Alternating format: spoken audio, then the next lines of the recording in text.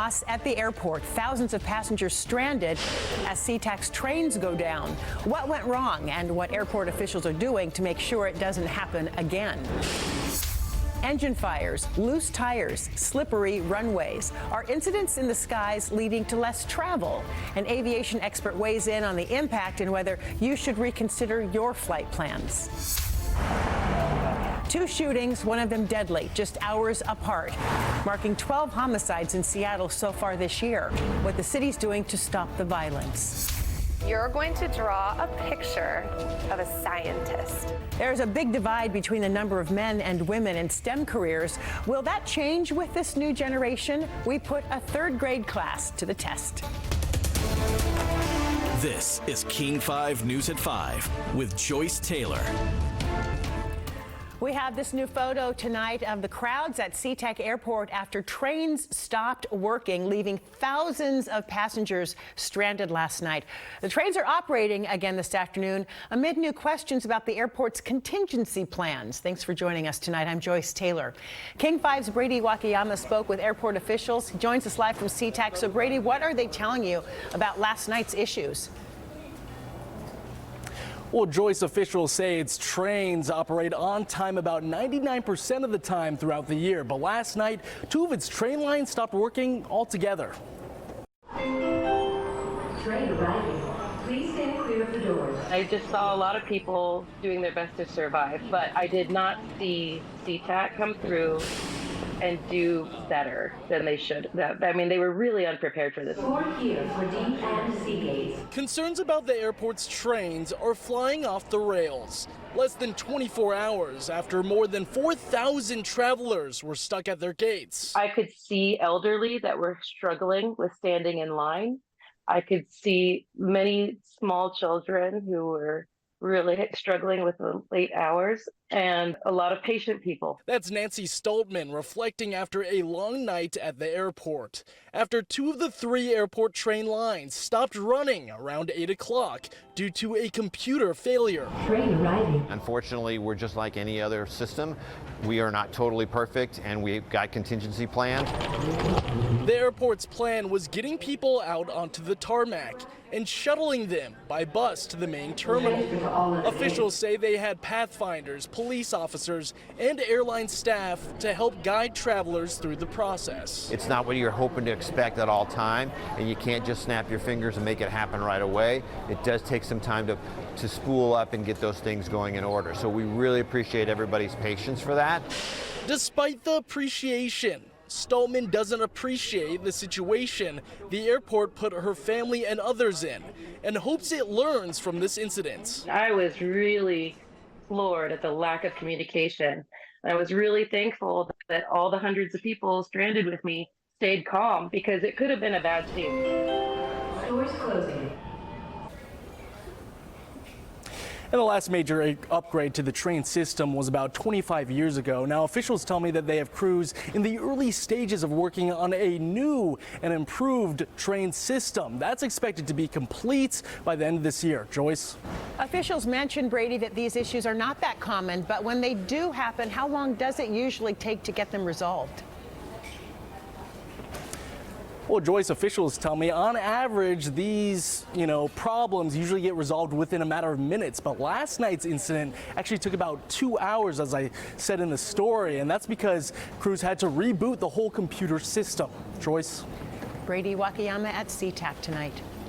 Well, westbound I-90 into Seattle is back open right now after a recycling truck flipped and blocked several lanes.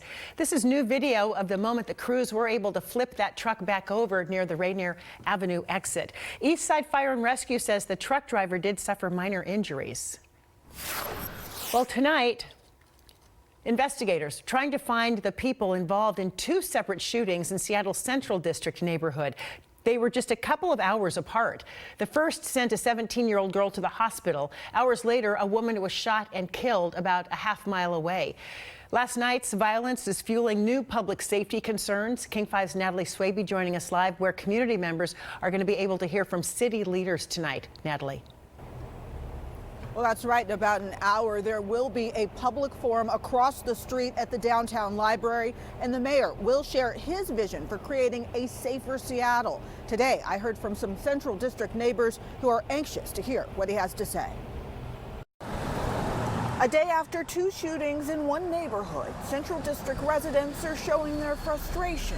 Business as usual, unfortunately. For Ricky Foreman, last night was just the latest tragedy. I laid in my bed. The next thing I know, gunshots everywhere. Police say on Wednesday around 8 p.m., a woman was shot and killed. It happened right outside of Foreman's home. I could see the fire, just firing off.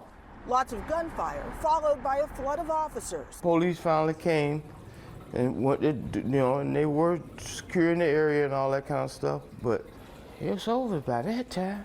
About 5 hours earlier, and a half-mile away, there was another shooting. Near Garfield High School, a 17-year-old girl at a bus stop was shot in the leg. Witnesses told police the gunfire came from an SUV driving in the area. Today, police officers and a public safety group called Community Passageways made their presence known on campus. The Washington Association of Sheriffs and Police Chiefs says last year in Seattle, there were 70 homicides. And last night's shooting in the Central District marks the 12th homicide in the city so far this year. For some, it's raising concerns about the violence being on pace for a repeat of 2023. We're going to be putting in some more extra emphasis patrols in this area. Back on Ricky Foreman's block, Get above the madness. he's hoping for a breakthrough. It ain't easy to get away from that lifestyle, but when you ain't got nothing to help you get out, it's a lot easier to do what's normal than to try and do something new to get out of it. Now, city leaders will join the mayor for tonight's open discussion, and community members registered in advance to take part in this forum. Joyce? Natalie, the forum's happening downtown. Will people in other parts of the city have the opportunity to raise their concerns about what's happening? The mayor's office says yes. They plan to have forums in each of the city's 5 police precincts. The next one is scheduled to happen in April. Joyce? Natalie reporting live for us in Seattle. And ahead at 5:30, a look inside the city's 911 center, now falling under the new care department. That call center now has the ability to dispatch behavioral health specialists along with fire and police. How the change is helping and a look at the challenges. Connor Board joins us with that story at 5:30 tonight. Breaking news we're following this hour. A federal judge has granted a preliminary injunction against the city of Burien, which means the King County Sheriff's Office does not need to enforce the city's camping ban. In a legal complaint, Sheriff Patty Cole Tyndall claims the ban is cruel and unusual punishment, and the city manager can change the law when it wants to. The ordinance bans people from sleeping overnight on public property and within 500 feet of parks, libraries, and schools. It can only be enforced if there is shelter available. Live look over Tacoma tonight. It is one of the cities where free events will be held to update the software in Hyundai vehicles starting tomorrow. Hyundai will open clinics in Tacoma and in Bellevue to install new software that could prevent the vehicles from being stolen. Our Tacoma Bureau Chief Lionel Donovan's in Tacoma with the announcement on this. Lionel. Good afternoon, Joyce. Well, last year, more than 40,000 vehicles were stolen in Washington, and the FBI says the state has one of the highest rates of vehicle theft in the country. Now, law enforcement agencies are hoping that clinics like this, located at the Tacoma Dome, will help turn that situation around. Starting tomorrow, owners of Hyundai vehicles made between 2011 and 2021 will get the software installed, which makes it harder to steal the vehicles. Law enforcement agencies across the region say vehicle theft has spiked ever since videos outlining how to steal Kias and Hyundais emerged on social media. Now, police chiefs hopes this new partnership will be the start of a change in that trend. I'm happy that Hyundai is doing this.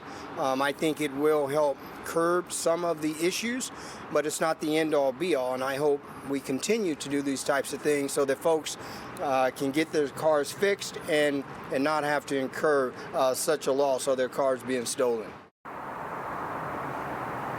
Now, like I was saying earlier, one of the clinics is here at the Tacoma Dome, but another one will be up in Bellevue at the Factoria Mall. You won't need to make an appointment, and if you come, you'll also be able to get one of these steering wheel locks free of charge.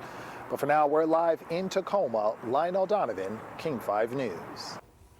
The city of Seattle also part of an active lawsuit against Hyundai and Kia. The police department says last year that more than 8,300 cars were stolen in the city, including 1,200 Hyundais and more than 1,000 Kias. No one was hurt when this Cessna made a hard landing this morning at Payne Field. The airport says the pilot reported issues with the rear landing gear before the aircraft landed on its belly. The pilot was the only one on board and was not hurt. The runway was reopened. A Boeing 787 Dreamliner that suddenly dropped mid-flight earlier this week is now being examined in Chile. Dozens of passengers were hurt Monday when the LATAM Airlines flight descended rapidly. The airline initially called it a technical event, but has not explained exactly what happened or why. This all comes after several other incidents in the past few weeks involved engine fires, loose tires, and stuck aircraft. And just yesterday, the NTSB says that it's not been able to get security footage of employees removing and reinstalling that door plug that blew out on the Alaska Airlines flight. Boeing reportedly told the agency the footage is only kept for 30 days. Work on the plane took place in September of last year. Boeing added its employees allegedly did not document the repair work. A 6-week FAA audit that followed that blowout turned up dozens of problems, revealing the company failed 33 of 89 audits. So what does all of this mean for the plane maker, its customers, and you, the consumer? I spoke with aviation expert John Nance about an hour ago from our newsroom, starting with what he thinks is happening inside Boeing. Well, there's a tremendous amount of activity going on, and it has to do with the philosophy by which they have been operating, and they shouldn't have been, really, quite frankly. Years ago, when they used to say, we're an engineering company first, and then we make a profit, people had the capability of inspecting the work on the line to a much greater extent than they do today. So the whole premise of this is going to have to be taking a look at every function, making sure that people are not in too much of a hurry, and that the philosophy is correct.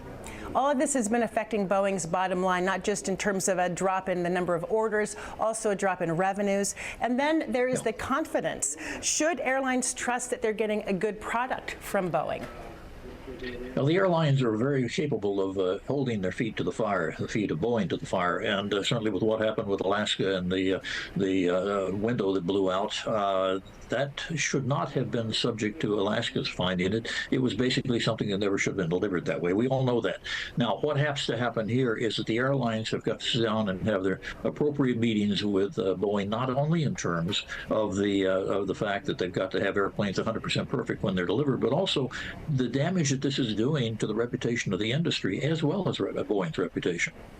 And we've all seen those recent situations involving Alaska, involving United Airlines. How much of that is on Boeing versus the airlines and the maintenance of their aircraft? This is something that is absolutely imperative, that Boeing take all these things that the airlines are worried about and say, we're not going to let this happen anymore. We've got to know exactly what happened, though, in order to get to that. It's a human factors problem with those bolts left out, but it is a generic problem with the philosophy that let that situation develop. And they really have to focus on fixing these problems because airlines can't just change their fleet. They can't just tomorrow go to Airbus if their entire fleet is Boeing, right? Take a look at the situation of Southwest Airlines. They would like to expand. They're holding back on some of the expansion now because they're not sure the new planes will be ready because they are an all Boeing line. These things are very impactful, even if you've got just a brief period of time. You don't want people calling in and saying, well, half of your fleet is a Dash 9, and I don't want to fly on that. I would fly on it at any time now, but that's not the point. The general public is very squeamish, as they should be.